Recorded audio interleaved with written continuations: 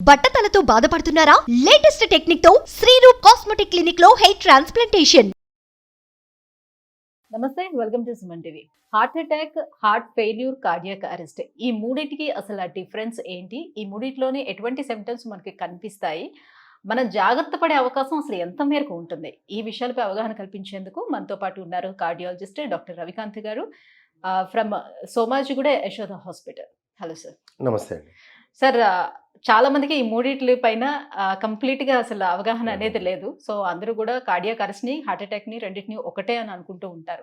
So ఏంటి sir ఈ మూడింటికి అసలు డిఫరెన్స్? హార్ట్ అటాక్ అంటే గుండె రక్తనాళాల్లో పూడిక ఏదైతే ఉంటుందో గుండె దమనులు అని ఉంటాయి. గుండె దమనులు గోదావరి అనుకోండి, గుండె కండ మీకు ఫీల్డ్స్ క్రాప్ లాగా, అంటే ప్యాడీ ఫీల్డ్స్ అనుకోండి, భూమి అనుకోండి.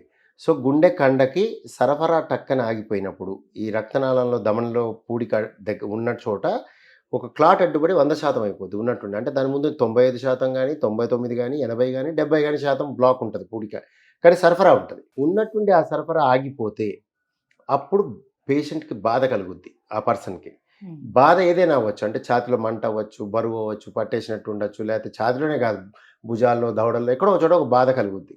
దాంతో ఎమర్జెన్సీకి మా దగ్గరికి వస్తారు. సో దాన్ని అక్యూట్ ఎస్టీ ఎలివేషన్ ఎంఐ అంటారు సైంటిఫిక్గా. వీళ్ళకి అప్పటికప్పుడు ఎమర్జెన్సీలో మేము క్యాత్ ల్యాబ్కి తీసుకెళ్ళి స్టెంట్ పెట్టడం జరుగుతుంది.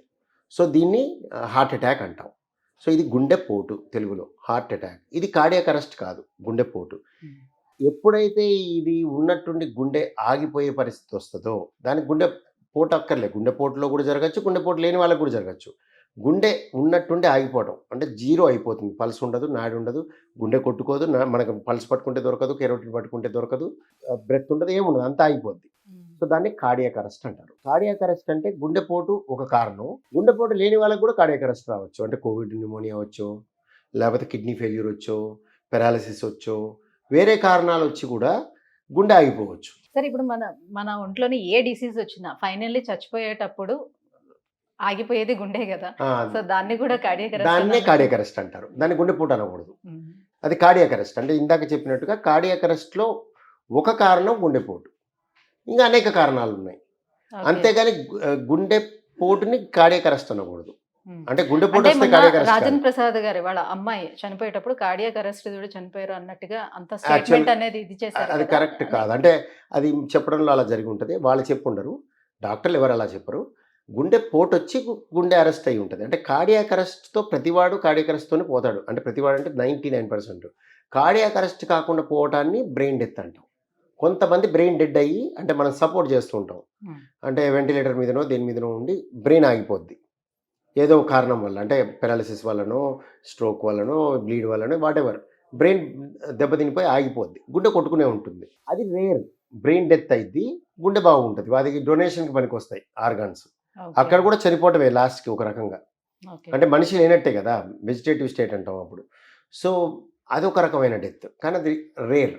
అవన్నీ ఆర్గాన్ డొనేషన్కి పనికి వస్తాయి. మిగతా వాళ్ళందరూ చనిపోయేది కార్డియో రెస్పిరేటరీ అరెస్ట్ అంటారు. కార్డియో రెస్పిరేటరీ అరెస్ట్ అంటే గుండె ఆగిపోద్ది, గుండె ఆగిపోయిన కొంతసేపటికి ఊపిరి ఆగిపోద్ది, లేదా ఊపిరి ఆగిపోద్ది, ఊపిరి ఆగిన కొంతసేపటికి గుండె ఆగిపోద్ది. రెస్పిరేటరీ అరెస్ట్ నుంచి కార్డియాక్ అరెస్ట్ అవ్వచ్చు, కార్డియాక్ అరెస్ట్ నుంచి రెస్పిరేటరీ అరెస్ట్ అవ్వచ్చు. దీన్ని మోడ్ ఆఫ్ డయింగ్ అంటారు. అంటే చనిపోయే విధానం, అది కారణం కాదు, చనిపోయే విధానం అది. సో ఈ విధానం దేని వల్ల అన్నా అవ్వచ్చు. అంటే ఏ విధంగా చనిపోయిన వాళ్ళ హార్ట్ యూజ్ అవుతుంది తర్వాత? బ్రెయిన్ డెడ్ అయ్యి అన్ని అవయవాలు బాగున్న వాళ్ళకి అంటే ఆ అవయవాలు అన్ని ఉపయోగపడతాయి. కిడ్నీ ఉపయోగపడుద్ది, లివర్ ఉపయోగపడుద్ది, బ్రెయిన్ ఒక్కటి పోయి మిగతా అన్నీ ఉంటే కనుక అవన్నీ ఉపయోగపడతాయి ఆర్గాన్ డొనేషన్కి. Okay. So next heart failure sir. Heart failure. ఈ హార్ట్ ఫెయిల్యూర్ అనేది kidney failure, heart failure, liver failure అంటే చనిపోయినట్టు కాదు. ఇది ఒక మనం ఫెయిల్యూర్ అనగానే వాడు భయపడిపోయి వణికిపోతుంటారు. ఫెయిల్యూర్ అంటే ఏంటి అంటే గుండె, హార్ట్ ఫెయిల్యూర్ గురించి చెప్పుకుందాం. హార్ట్ ఫెయిల్యూర్ అంటే మనకి కావలసిన విధంగా, అంటే మనిషికి కావలసిన విధంగా గుండె పని చేయని పరిస్థితిని హార్ట్ ఫెయిల్యూర్ అంటారు. అంటే రెండు విధాల పనులు ఉంటాయి గుండెకి. బ్లడ్ తీసుకోవటం, బ్లడ్ పంప్ చేయటం. సరిపడలేనప్పుడు తీసుకోవటం కానీ, గుండె మళ్ళీ మన ఆర్గాన్స్కి ఇవ్వటం కానీ సరిపడలేనప్పుడు దాన్ని హార్ట్ ఫెయిల్యూర్ అంటారు. దీని లక్షణాలు జనరల్గా పడుకుంటే ఆయాసం, కొంచెం నడిస్తే ఆయాసం, కాళ్ళ వాపులు, నిద్రలో గాలాడక లేచి కూర్చోవటం ఇలాంటివి జరుగుతాయి హార్ట్ ఫెయిల్యూర్. సో హార్ట్ ఫెయిల్యూర్కి అనేక కారణాలు ఉంటాయి. దాంట్లో మోస్ట్ కామన్ కారణం ఇస్కిమిక్ హార్ట్ డిసీజ్, అంటే గుండెపోటుకి సంబంధించిన వ్యాధి. అది కాకుండా కార్డియోమైపతి, గుండె వెడల్పు బలహీనత ఉండే వ్యాధుల్లో కూడా అవుతుంది. అప్పుడప్పుడు మెడికల్ డిసీజెస్ అంటే ఎక్స్ట్రీమ్ ఎనీమియా, రక్తం చాలా తక్కువ ఉన్న వాళ్ళకి, థైరోటాక్సికోసిస్, థైరాయిడ్ డిజార్డర్స్, ఆల్కహాల్, మితిమీరి ఆల్కహాల్ తాగే వాళ్ళకి. సో ఇలా కూడా హార్ట్ ఫెయిల్యూర్స్ వస్తాయి. ఇంకా మీరు ఇప్పుడు థైరాయిడ్ ని మెన్షన్ చేశారు కాబట్టి చాలా మంది భయపడిపోతూ ఉంటారు. మళ్ళీ థైరాయిడ్ ఇది- ఎక్కువ ఇది- మంది ఉండేవాళ్ళు ఉంటారు. థైరాయిడ్ అంటే థైరాయిడ్ తక్కువ కాదండి, థైరోటాక్సికోసిస్ అని ఉంటుంది. థైరోటాక్సికోసిస్ అని కొంతమందికి ఇది తక్కువ అరుదైన వ్యాధి. థైరాయిడ్ ఎక్కువగా పనిచేస్తుంది, వీళ్ళు Okay. సన్నగా అయిపోతారు, గుండె వేగంగా కొట్టుకుంటూ Hyper- ఉంటుంది, hyper hyper thyroidism. So thyrotoxicosis వీళ్ళల్లో ఏంటంటే పట్టించుకోకుండా వదిలేశాక హార్ట్ ఫెయిల్యూర్ వస్తుంది. అగైన్ హార్ట్ ఫెయిల్యూర్ అదే చెప్తుంది. హార్ట్ ఫెయిల్యూర్ అంటే భయపడేది ఏం లేదు. హార్ట్ ఫెయిల్యూర్ అంటే చనిపోయినట్టు కాదు, హార్ట్ ఫెయిల్ అయింది, చేసే పని అంటే అది చేయాల్సిన పని అంటే ఆ- దీన్ని ట్రీట్ చేయడానికి సాధ్యం అవుతుందా? అవుతుంది. పరిస్థితి బట్టి ఉంటుంది, కారణాన్ని బట్టి ఉంటుంది. కొన్ని కారణాలు రివర్సబుల్, ఇందాక చెప్పిన థైరోటాక్సికోసిస్ కారణం అయితే థైరోటాక్సికోసిస్ ట్రీట్ చేస్తే సెట్ అయిపోతారు. బెరిబెరీ అని ఒక వ్యాధి ఉంటుంది, విటమిన్ డెఫిషియన్సీ. బెరిబెరీ కారణం అయితే బెరిబెరీ ట్రీట్ చేస్తే అయిపోతుంది, మంచిగా అయిపోతారు. ఆల్కహాలిక్ కార్డియోమైపతి అంటాం, ఆల్కహాల్ వల్లనే వచ్చిన వ్యాధి ఉంటుంది, అప్పుడు ఆల్కహాల్ ఆపేస్తే అది సెట్ అయిపోతుంది. సో ఇలా అనేకం, రక్తం చాలా తీవ్రమైన తక్కువ ఉండటం, ఎనీమియా, అది కూడా ఒక కారణం అయితే ఎనీమియా సెట్ చేస్తే సెట్ అయిపోతుంది హార్ట్ ఫెయిల్యూర్. సో ఇలా రకరకాల కారణాలు, రివర్సబుల్ కార్డియోమైపతి అంటాం వీటిని, అంటే గుండె బలహీనత అనేది రివర్సబుల్ వీళ్ళల్లో. సో ఈ వ్యాధులు ఐడెంటిఫై చేసి వాటిని రెక్టిఫై చేస్తే హార్ట్ ఫెయిల్యూర్ అనేది రెక్టిఫై అయిపోతుంది.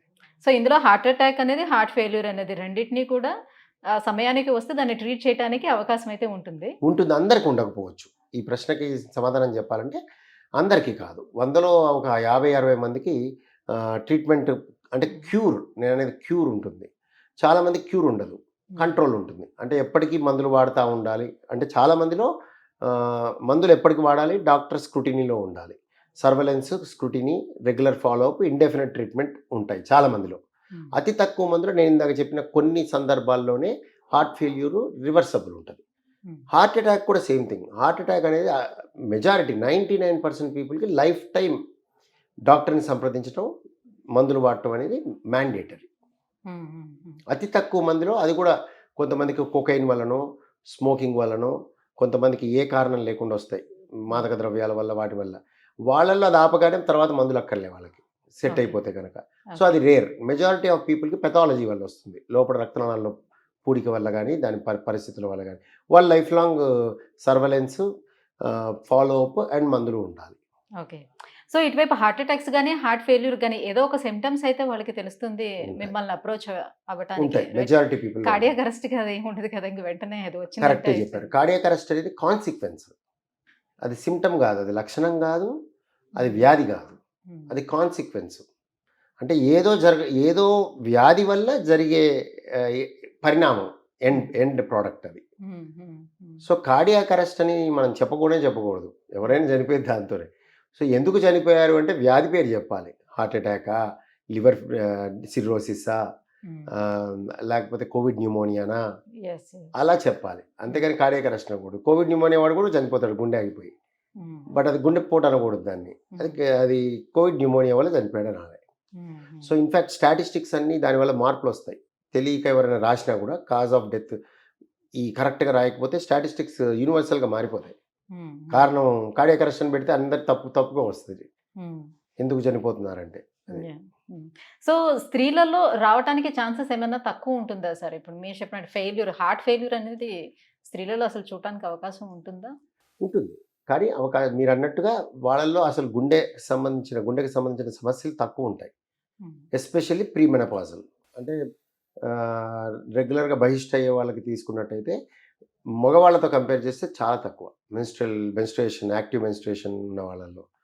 ఎప్పుడైతే పోస్ట్ మెనపాజల్ వాళ్ళల్లో ప్రొటెక్ట్ చేస్తుంది. ఇన్ఫ్యాక్ట్ దాని మీద రీసెర్చ్ అలా ప్లాన్ చేసుకొని ఈస్ట్రోజన్ హార్మోన్ ఇచ్చి ట్రై చేస్తే అది ఫెయిల్ అయింది. అంటే న్యాచురల్ ఈస్ట్రోజన్ హెల్ప్ చేస్తుంది కానీ బయట నుంచి ఇచ్చే ఈస్ట్రోజన్ హెల్ప్ చేయట్లేదు. సో అందుకనే హెచ్ఆర్టీ అంటాం, hormone replacement therapy for heart treatment is a failure. For other purposes is good, but heart ట్రీట్మెంట్కి అది failure. Thank you so much sir. ఈ మూడింటికి అసలు డిఫరెన్స్ ఏంటి అని ఎంత క్లియర్గా చెప్పినందుకు థ్యాంక్ యూ. నమస్తే.